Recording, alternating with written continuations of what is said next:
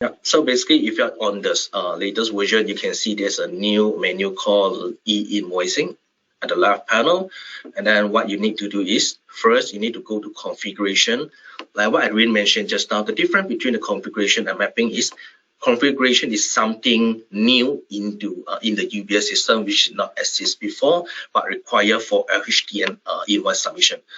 And for the mapping, which is something you already exists in the system, which is something like the UOM, you're being used for so many for quite some times right there. But because the term that you use in UBS is different, and then we actually need a standard code for LHDN's email submission. So that's why we provide this mapping for you without interrupting your existing business.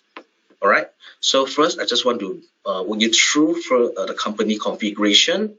And then here, this is what your company profile information. So all the existing information we will be duplicating from your existing company profile to the screen, except those new field, for example, maybe the city town, which is required, and state the postal code country, especially the MSIC code. If you are not using our GST version before, definitely you need to add this MSIC code. So how to do that? Basically, you just need to click on add, and then just click on add again. And then from here, you can just click on the drop down. Then basically, we will show you the list given from LHDN. All right. If you think this list is too long for you to search through, then you can just maybe type in the most relevant one to you. For example, maybe software. Yep, then you can just select the best code applicable to your business. All right. So after added, then this will be the list. Then of course, this is only on the company level. And then in our system, I will show you how to actually assign to the item level. And I will explain why we want you to assign to the item level. All right. And not to forget the invoice start date, because we understand that there are 3 different tiers in for the invoice. So basically for the first tier, we will start from 1st August, and then the default date for this one will be 1st August. All right. And the second tier will be on the 1st January, which is next year, and the last batch will be on the 1st July 2025. So the e-invoice start date is a feature to help you to filter out those transactions before your e-invoice start. All right, so that you wouldn't mix that up and submitted the wrong invoice, which is actually under your fixes.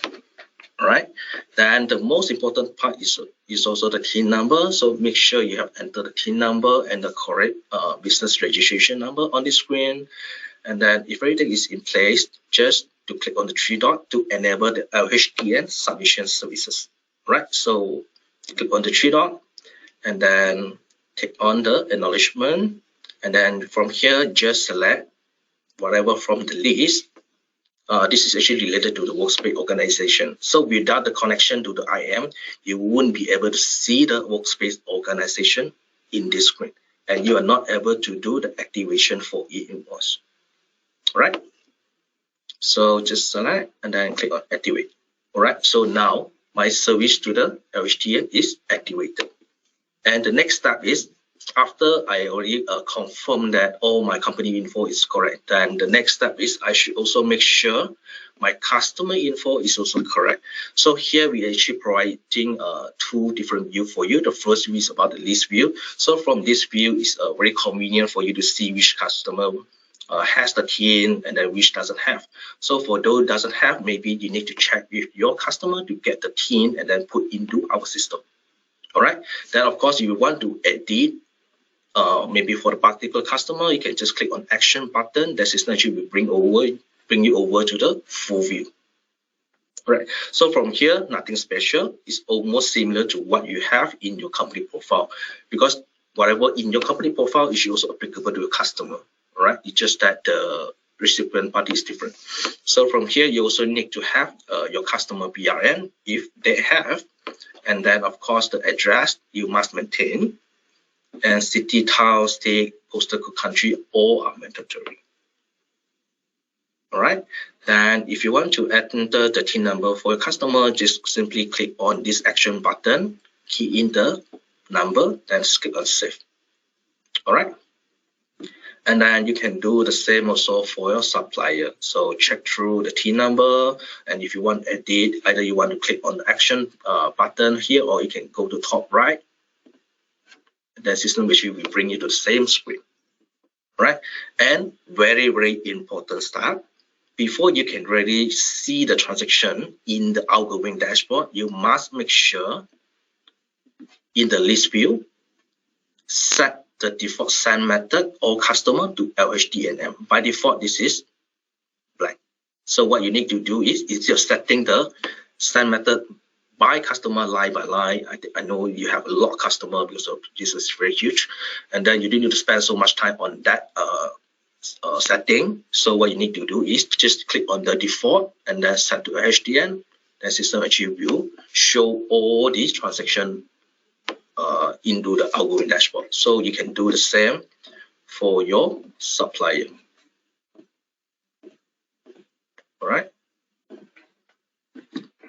So after the customer and supply configuration is completed, and then now let's move to MSIC.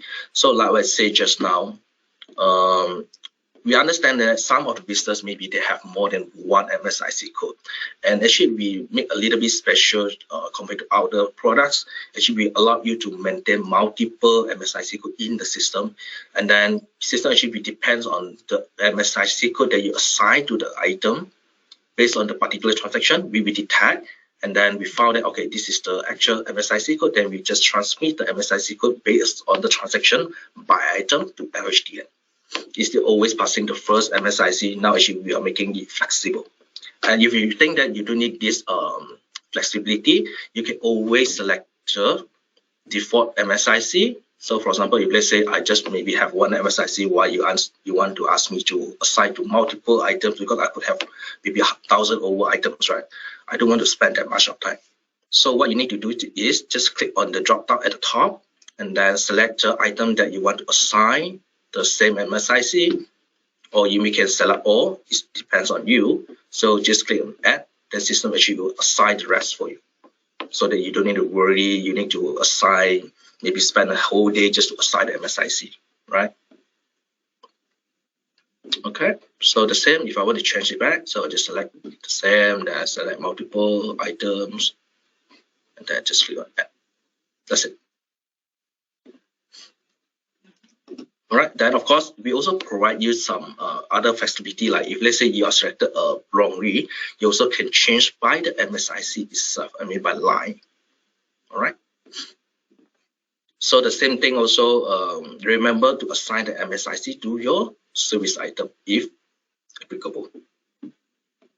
All right, so now come to the address. So basically what is address? This is the additional address that you have maintained in your address maintenance. If you are familiar with UBS, basically you can maintain this one. And the purpose for this address maintenance is to allow you to have to maintain multiple addresses. Maybe your customer have different warehouse, you want to maybe deliver to different addresses. So basically you can maintain this one in the address maintenance. Then of course, according to HTN, you also need to make sure the required info is being updated to your delivery address. So how to do that? Just click on the action button, make sure the city, town, state postal code, and also the ID is maintained correctly, included the TIN number. All right. So if everything is okay, just click on save to confirm the change. It's a very simple setup. And yeah, so after the configuration, now let's move to the mapping, which is your existing info, but we want to ensure that the code we transmit to LHDN is the one they are looking for, not the one you maintain in UBS.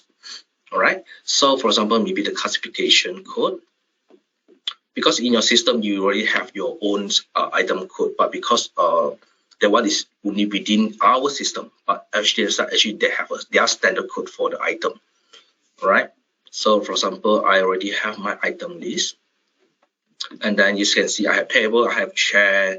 Then for the classification code, I just select from the list. Same thing. If you think the list is too long, just key in the keyword, and the system actually will bring you that. So for example, maybe this one I just put others.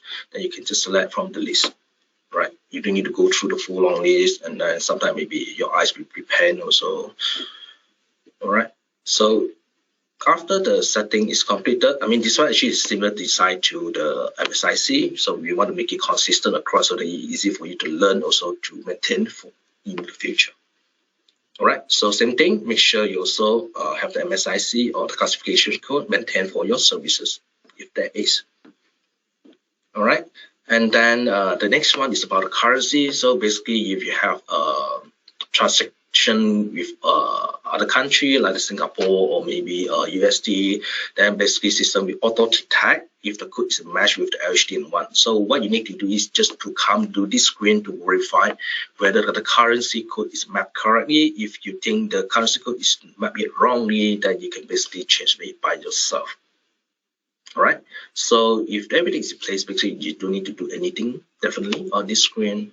So just move to the next mapping UOM, unique measure. You know that in our system, actually, it's a free text field for the UOM. You can maintain multiple, for example, maybe pieces, right? You can put PCS, you can put PIECE. But to LHDN, they maybe do not know what is PCS, what is PIECE. Okay, same thing. You can just click on the drop down, and then, for example, maybe my piece, I just need to search also the piece to see which one is more relevant to my unit of measurement. So from here, you can see there's a list of pieces. So maybe I just want to use the standard one. So I will just select this one, H87 piece. That's it, done. All right. So now, assuming all the configuration is being in place and completed, I'm ready to submit the invoice to LHDN. So how to do that? Let's move to the outgoing dashboard.